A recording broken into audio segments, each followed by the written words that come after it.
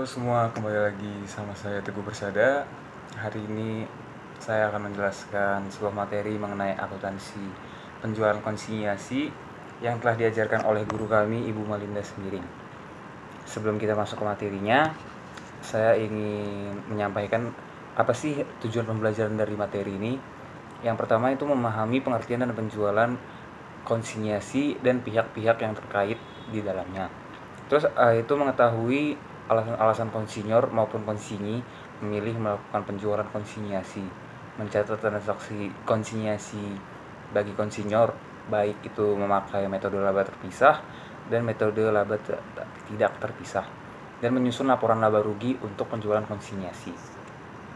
Terus kita masuk ke pendahuluannya dulu. Sebenarnya perusahaan itu semuanya melakukan segala hal untuk menambah volume labanya, yang menjadi tujuan utama itu setiap perusahaan dimanapun itu berada. Dan salah satu bentuk upayanya itu yaitu melakukan penjualan konsinyasi. Dan penjualan konsinyasi ini juga dikatakan sebagai penjualan titipan atau titip jual. Dalam sistem penjualan ini pemilik si barang yang mempunyai barang yang bermaksud untuk menjual barangnya itu menitipkan barang tersebut kepada pihak yang lain untuk dijualkan. Menurut Debrin tahun 1989, mengartikan penjualan konsinyasi ini itu sebagai bentuk penjualan dengan penyerahan barang atau sesuatu yang dipunyai perusahaan kepada pihak lain yang bertindak sebagai agen penjualan. Sementara hak kepemilikan dari barang atau sesuatu tersebut itu masih diakui atau dipegang oleh pemilik barang yang bermaksud untuk menjual barang tersebut. Terus si pemilik yang menitipkan barang itu disebut konsinyor atau pengamanat atau penitip. Sedangkan pihak yang menerima titipan barang itu disebut konsinyi atau komisioner. Terus kita lanjut kepada ciri-ciri penjualan konsinyasi. Itu ada 4. Yang pertama, hak atas barang. Maksudnya apa sih? Pelaksanaan penjualan konsinyasi akan dimulai dengan perintah penyerahan fisik barang oleh konsinyor kepada konsinyi. Dalam hal ini penyerahan fisik tidak diikuti dengan penyerahan hak atas kepemilikannya yang dimaksud kepada konsinyi. Hak kepemilikan masih tetap berada di tangan konsinyor dan baru akan berpindah dari konsinyor sesudah konsinyi berhasil menjualkannya kepada pihak ketiga atau yang kita lebih kenal dengan pembeli. Yang kedua, biaya penjualan.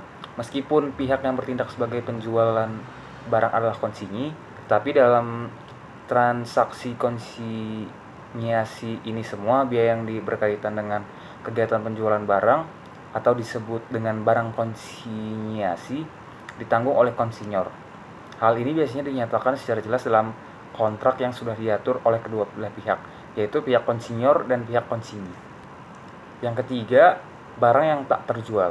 Selalu akan ada jangka waktu tertentu barang konsinyasi yang dititipkan di tangan konsinyi itu tidak terjual. Maka barang tersebut akan dikembalikan kepada konsinyor tanpa sesuatu pembebanan biaya kepada pihak konsinyi. Yang keempat, harga jual barang konsinyasi. Dalam perjanjian konsinyasi, umumnya harga jual barang sudah ditentukan terlebih dahulu oleh konsinyor dan konsinyi tidak boleh menjual barang konsinyasi dengan harga yang menyimpang dari harga yang sudah ditetapkan tersebut. Kita masuk dalam alasan memilih penjualan konsinyasi. Yang pertama, konsinyor. Bagi pihak konsinyor, melakukan penjualan secara konsinyasi jelas akan mempengaruhi volume penjualannya dan sekaligus dapat memperluas pemasarannya. Alasan penting mengapa mereka memilih teknik penjualan konsinyasi dalam memasarkan produknya menurut Debrin 1989 adalah sebagai berikut. Yang pertama, untuk produk tertentu yang disebut berikut ini, penjualan konsinyasi mungkin merupakan cara yang paling efektif dalam memasarkan atau memperluas pemasarannya. Produk-produk tersebut terutama adalah produk baru, produk yang harganya mahal, produk dengan harga yang sangat berfluktuasi, atau produk yang selama ini penjualannya dilakukan lewat dealer ternyata tidak menguntungkan.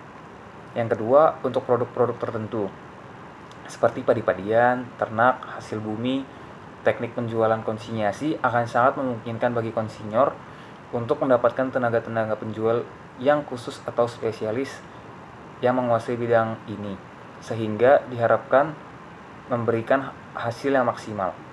Ketiga, dengan teknik penjualan konsinyasi, para konsinyur masih dapat mengendalikan harga barang yang barangkali tidak memungkinkan bila dijual lewat atau cara teknik yang lain. Yang keempat, bukan hanya pengendalian atas harga yang dapat dilakukan dengan teknik ini, pengendalian atas jumlah fisik barang juga dapat dilakukan oleh konsinyur, sehingga akan memudahkan bagi konsinyur dalam melakukan perencanaan produksi. Selanjutnya, bagi pihak konsinyi. Bagi pihak konsinyi, sistem penjualan konsinyasi jelas akan memberikan manfaat dalam bentuk diperolehnya pendapatan dari hasil penjualan konsinyasi itu berupa komisi yang diberikan atas jasa dalam memasarkan barang ke konsinyur. Di luar manfaat tersebut, terdapat pula berbagai alasan mengapa pihak-pihak tertentu bersedia menjadi konsinyi juga guna memasarkan suatu barang tertentu. Dan Drabby 1989 juga menyebutkan beberapa alasan, yaitu sebagai berikut. Yang pertama, para pembisnis selalu senang dan bersedia untuk bertindak sebagai konsinyi dalam memasarkan setiap produk. Karena dengan sistem ini konsinyi tidak mendukung risiko rugi meskipun barang konsinyasinya itu gagal terjual. Konsinyi hanya berliabilitas untuk mengembalikan barang konsinyasi yang tidak laku terjual. Begitu pula para konsinyi akan terhindar dari kerugian yang timbul sebagai akibat dari barang yang rusak. Kerugian karena terjadi fluktuasi harga atau barang yang kadaluarsa. Barang yang rusak, barang yang tak laku karena harga pasarnya turun, atau barang yang kadaluarsanya dapat dikembalikan kepada konsinyur.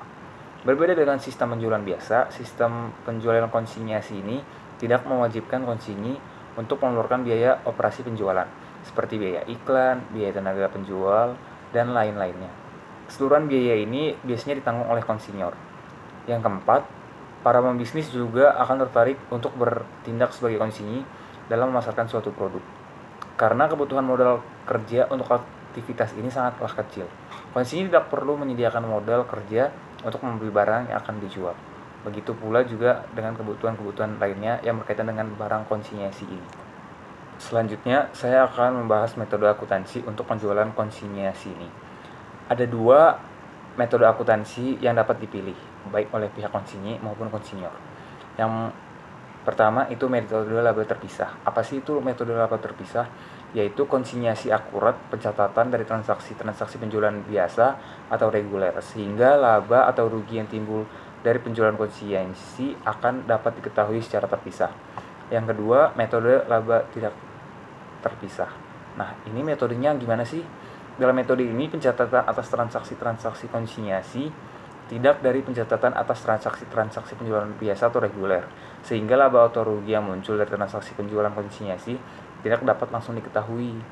Nah, metode laba terpisah ini pencatatannya atas transaksi penjualan konsinyasi dibuat secara terpisah atau dalam buku konsinyur maupun konsinyi.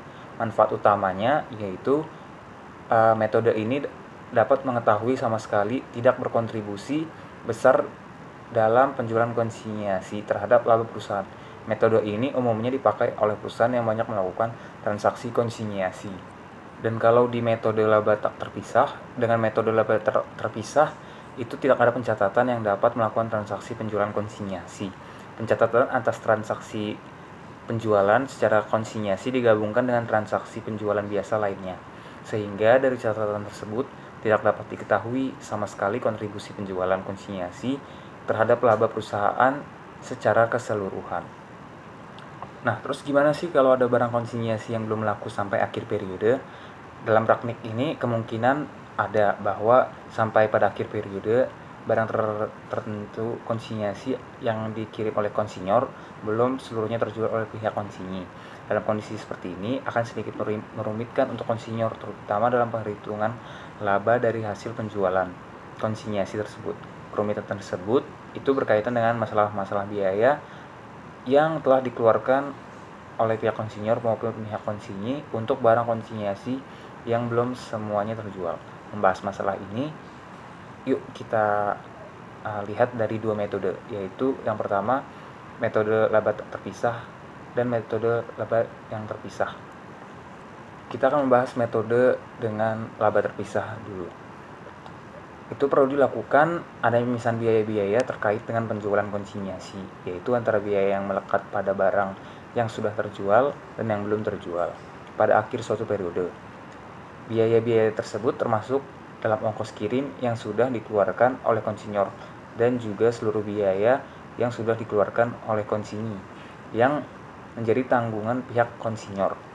Terus biaya yang melekat pada barang yang belum terjual bersama-sama dengan nilai lanjutan persediaan pada periode akhir harus dikreditkan di perkiraan konsinyasi keluar sebagai bagian dari persediaan yang akan dipindahkan ke sebelah perkiraan-perkiraan ini pada awal periode berikutnya.